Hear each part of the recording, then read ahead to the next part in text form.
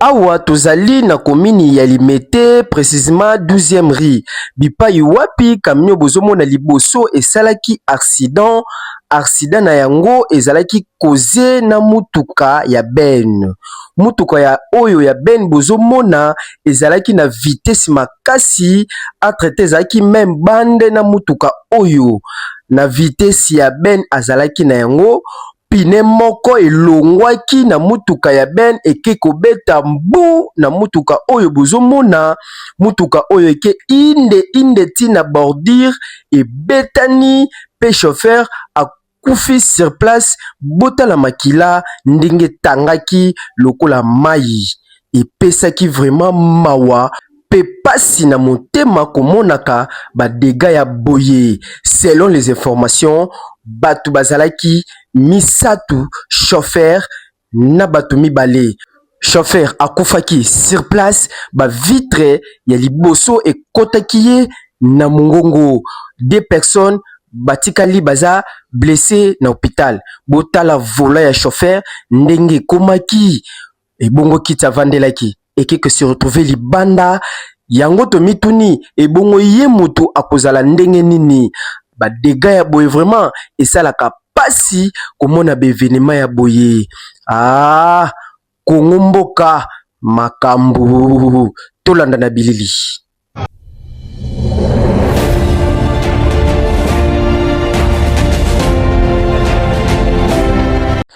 Tosabonaka na compte ya Toussaint Lani officiel, Toussaint Lani officiel, pour ne pas rater beaucoup de vidéos. Toussaint Lani officiel, s'abonner, commenter.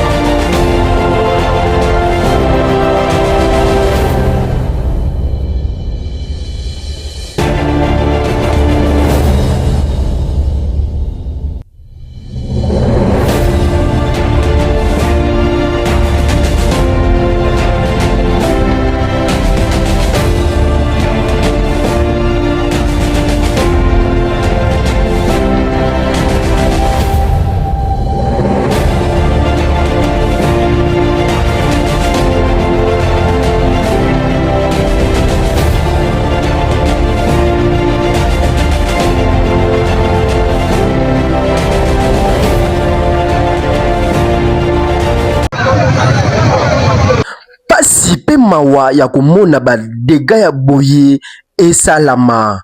Yango tokosenga mingi na ministre ya transport ayebaka ndenge nini ya conseiller bato tout bakumbaka ba grand car bakoma komela na bango bimelamela bakomi na nzela contrôle eza lisusu te.